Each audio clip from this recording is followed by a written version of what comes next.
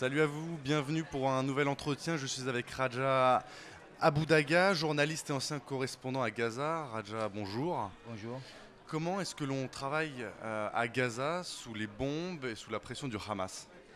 Euh, Mis à part qu'il y a vraiment une atmosphère de guerre, mais en même temps, le journalisme, c'est avant d'avoir ce diplôme, il faut avoir cette envie.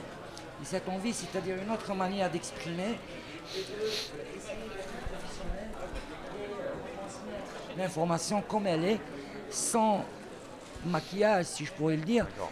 Et vraiment, donc à ce moment-là, il faut mettre à côté vos sentiments, même si c'est vos proches qui sont touchés, même si c'est vous-même que vous êtes touché, et pour avoir une certaine sincérité et être accepté. Parce qu'il y en a beaucoup de journalistes qui sont sur le terrain, mais ils peuvent y aller avec leur émotion.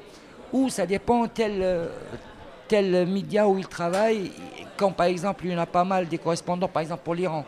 Ils veulent que ça soit comme ça le texte. D'autres, par exemple pour les Hezbollah, d'autres. Mais pour les médias internationaux, c'est un peu compliqué. Il faut que ça soit professionnel.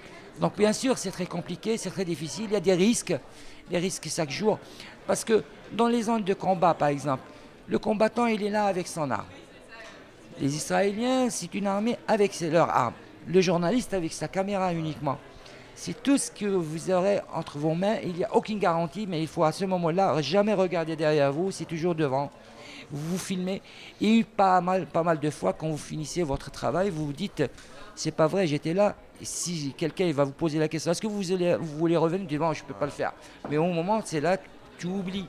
D'accord. Voilà. Et si vous êtes là aux Assises du journalisme, c'est parce que vous avez participé à la conférence Actualité internationale, la nécessité de l'information citoyenne. Oui. Est-ce que vous avez déjà travaillé avec des citoyens qui se prennent un petit peu pour des journalistes et comment on travaille avec ces citoyens qui relaient des informations mais qui ne sont pas journalistes? Oui, souvent, on croise les gens quand on est, comme étant journaliste, dans un terrain, que ce soit il y a une incursion israélienne, par exemple, ou quand j'étais en Syrie ou ailleurs, il y a toujours les propositions des citoyens qui sont là et se porter volontaires pour être un journaliste. Ou même, il peut se présenter comme journaliste. Moi, j'avais fait ça, j'avais fait ça. Aujourd'hui, avec ce qu'on a comme outil informatique, la plupart d'eux, ils ont des smartphones ou des caméras. Les caméras ou les appareils photo, et c'est devenu l'arme indispensable avec tout le monde.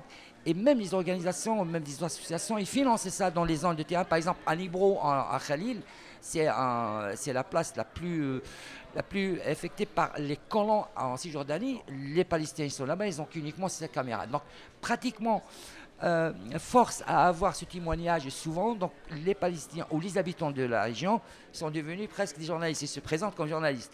Et là, votre professionnalisme, il doit s'imposer. Comment diriger, laissez les gens parler, mais vous avez besoin d'une telle réponse pour une telle question, vous ne pouvez pas l'interrompre, vous le laissez parler, mais à la fin, vous obtenez ce que vous voulez. Si vous commencez à imposer un truc, il y en a d'autres médias de pas de qualité qui laissent parler et vous n'aurez jamais l'occasion de pouvoir une réponse sur ta question. Est-ce que c'est ce citoyen qui informe à l'international peut devenir à terme une alternative durable et crédible pour les médias qui du coup n'enverront pas de journalistes, ça réduit les coûts Ouais. comme... Oui, aujourd'hui, c'est le phénomène de auto-entrepreneur, c'est-à-dire même le GRI. On remplace toute une équipe de preneurs de son, caméramans, monteurs et journalistes par une seule personne. Moins de risques pour l'établissement qui l'envoie et en plus, on veut mieux que ce soit une personne de la région, comme a été le cas avec moi, avec France 24. Je travaille 4 ans, 5 ans, comme étant correspondant. C'est écrit correspondant unique, envoyé spécial, mais en réalité, non. C'est un auto-entrepreneur. On prend ce qu'il produit, mais il n'y a pas une responsabilité derrière. Et ça rend service à plusieurs médias aujourd'hui, comme aujourd'hui, par exemple, pour les zones de guerre, que ce soit en Syrie ou au Yémen ou ailleurs, jamais un rédacteur chef osera de dire à son correspondant ou à un autre journaliste, je veux que vous soyez là-bas. Mais si vous étiez sur le terrain, il prend tout de suite votre production. Ce qui a été le cas avec Olivier Voisin, qui était mort en février en 2013. J'étais là, on a ramassé son caméra, était plein de sang et tout. Et TPJ, il travaillait pour AFP, mais il voulait pas le dire. Non, non, c'était un pigiste, c'était pas nous, c'est pas nous qui l'avons envoyé. Même j'ai un exemple de Georges Malbrino, que je le connais très bien, qui était enlevé en Irak, il était pigiste pour Figaro. Mais après son enlèvement et les négociations qui ont eu lieu, par la suite, ils étaient obligés de le recruter. Parce que c'était connu comme journaliste Donc de temps en temps, ces gens qui se trouvent dans le terrain, les locaux, ils deviennent malgré eux des vrais journalistes et une source de confiance, à condition qu'ils prennent ça et ils aiment ce métier. Parce que le journalisme, c'est pas toujours, c'est pas des textes écrits. Il faut y avoir une volonté, il faut savoir le faire et aussi aimer ce métier. Parce qu'il y a beaucoup d'aventures, il y a beaucoup de volonté à découvrir la réalité, la vérité avant tout. On va garder ça en conclusion. Merci beaucoup, Merci Raja. Merci à vous. On se retrouve pour un nouvel entretien très rapidement. Merci. Merci. Au revoir.